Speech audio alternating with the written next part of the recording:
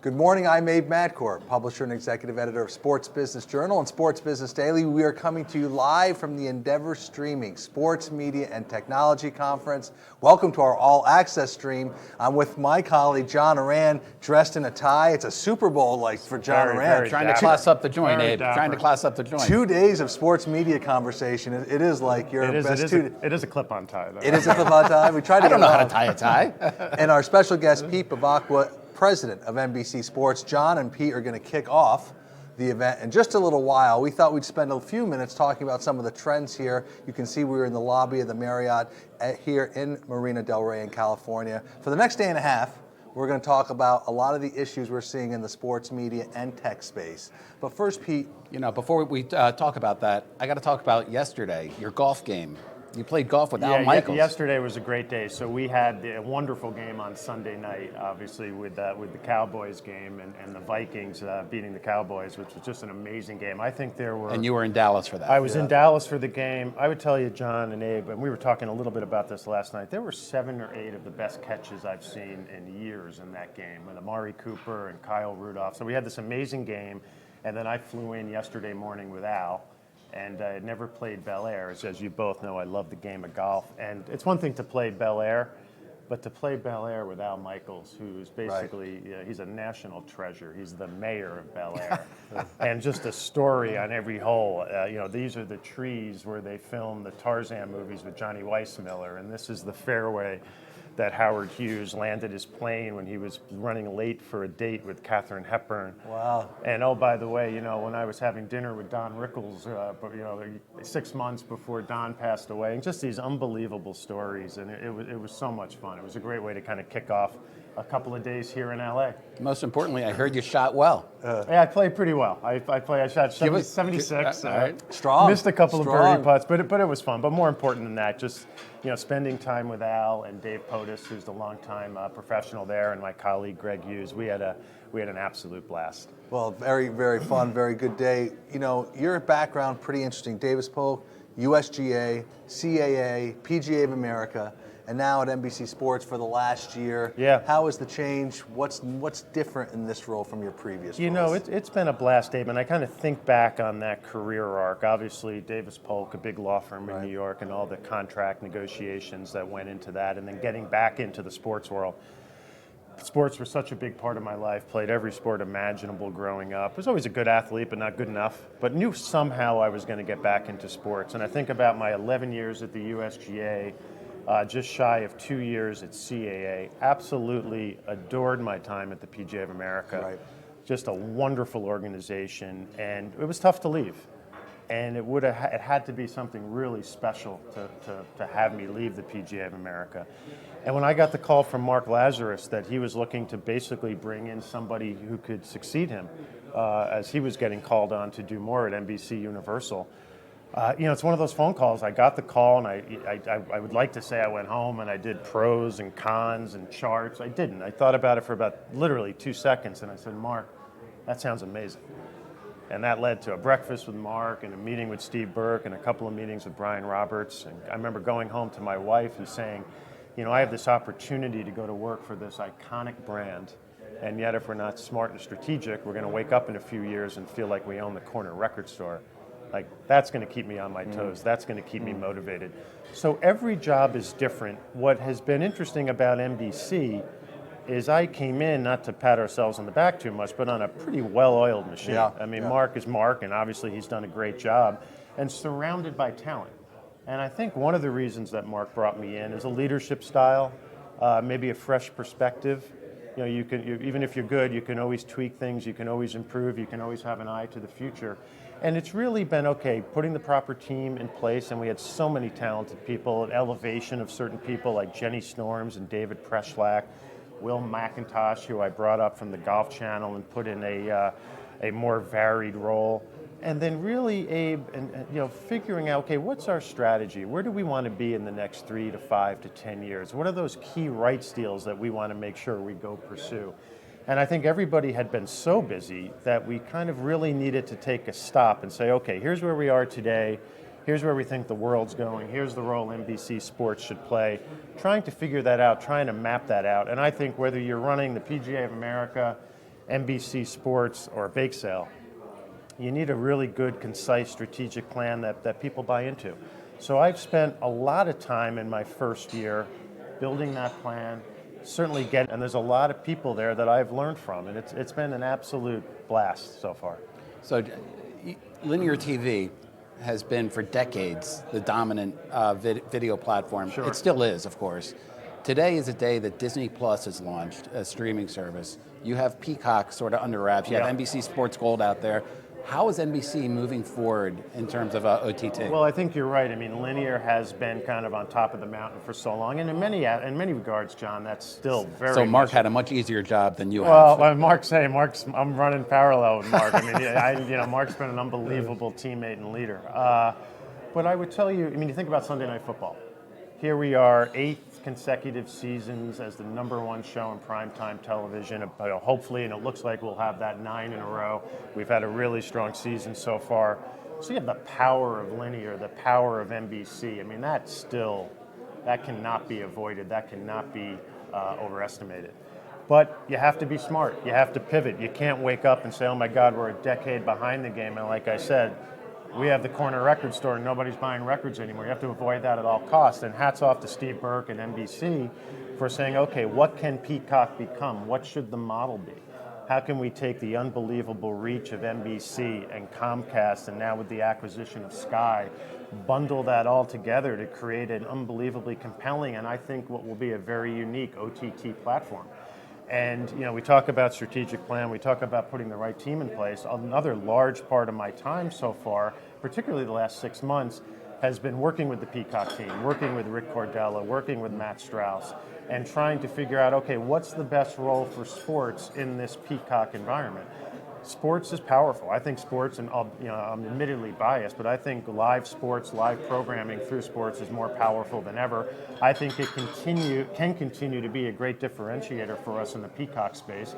We know we have the power of the Olympics. We have the power of the NFL.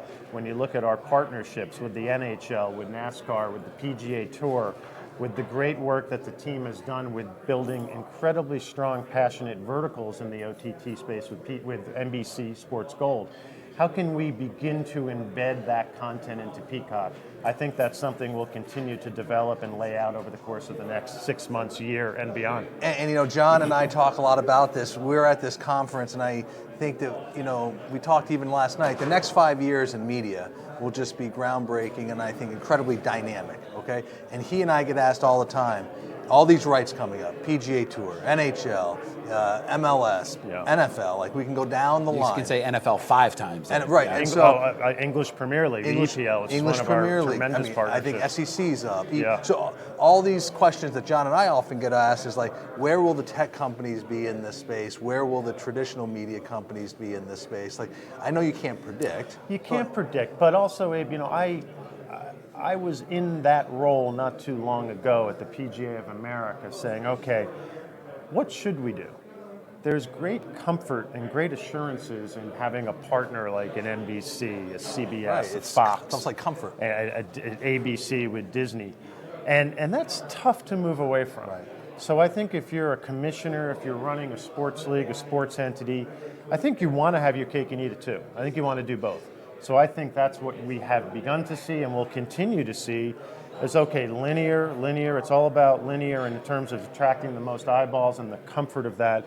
But how can you use digital properties and digital entities to expand your audience, to go to a more broader audience? And quite frankly, that's why we're pivoting. That's why we pivoted in the sports world years ago with NBC Sports Gold. That's why NBC Universal is pivoting with Peacock. So you want to structure yourself so you're an all-encompassing home. It doesn't have to be a linear end conversation. I need to go to a third party to have those types of digital rights. You can have one-stop shopping at an NBC Universal when you start to think about the power of NBC Universal, the power of NBC Sports, NBC Sports Gold, and soon to be Peacock. That's a great proposition. And then from the network level, it seems like the same deal. Like you have your deals with the NFL and these big leagues, Sure. but you also have PLL, the lacrosse league. So excited about the Premier Lacrosse League, and that is something, when you look at youth sports, and we're so involved in youth sports with Sports Engine, which is a great platform that connects youth and their parents with sports leagues all around the country. It's a business we acquired a few years ago based in Minnesota and have continued to have great growth with it. What it also affords us is a really great look under the hood at where youth sports is growing. It's growing very rapidly in lacrosse. So you put the power of lacrosse and how it's going from being a regional sport to a truly national sport. When you think about how lacrosse took hold in the Northeast, and then you think about University of Notre Dame, Denver, my 6 years in Florida to see how it blossomed in Florida. And then you're approached with somebody with the charisma, the power, and the intelligence of Paul Rabel. And he walks into a room, and the first thing you say is, I believe in this guy. Like, if anybody can figure it out, he can figure it out. Obviously, he has all the lacrosse credentials in the world. As he was described to me, he's the LeBron of lacrosse. He has a great ability to explain the product. He has a great commercial savvy. That all comes together, and you're like, hey, we want to put the power of NBC Sports Network and NBC behind this property because we think it will continue to grow, and we're very bullish about it. So when you're making a deal like that, you're doing it as much on the person and the personality as you are on the content, or even more, it sounds like. Particularly in a new property. You know, there's the great tried and true leagues, and we could sit here and name them. You know, the NFL, the NHL, the NBA, Major League Baseball, NASCAR, PGA Tour. I mean, these are entities that are strong and established, the blue chips, and bigger than any one person. But when you're starting something off the ground, a lot of it is, okay, who's the personality? Who's the force behind it? Who's the ringleader? Paul's that guy with Premier Lacrosse League. If somebody else had walked in the room, we probably still would have been interested, but there's just a power to him and an aura that he has. You're like, hey, he's going to figure this out, and we're going to help him do it. He has a great presence, and he's very savvy on social as well. Yeah. You know, as we finish up here, Pete, give us something that we haven't talked about so far this morning, maybe an issue or a sports business story you're particularly watching closely. I think sports betting, you know, where is sports betting going to go? What should be the role NBC Sports has in sports betting? We're incredibly bullish about it, Abe. We've spent the better part of a year doing due diligence to say, okay, where's this going to head? How's it going to impact how people consume sports?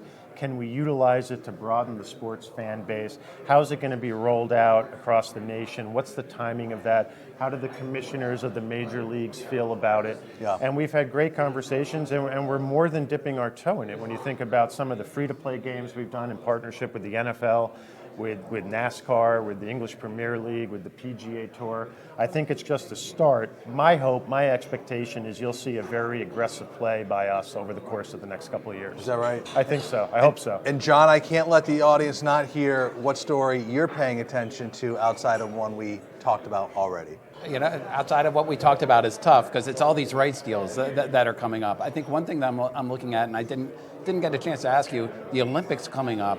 And Jim Bell, who is so well respected inside NBC and outside NBC, is leaving, and that's sort of how you're able to pivot on such a massive production undertaking. Well, I think it's going to be a great story. Jim is extraordinary, unbelievably talented, unbelievably intelligent.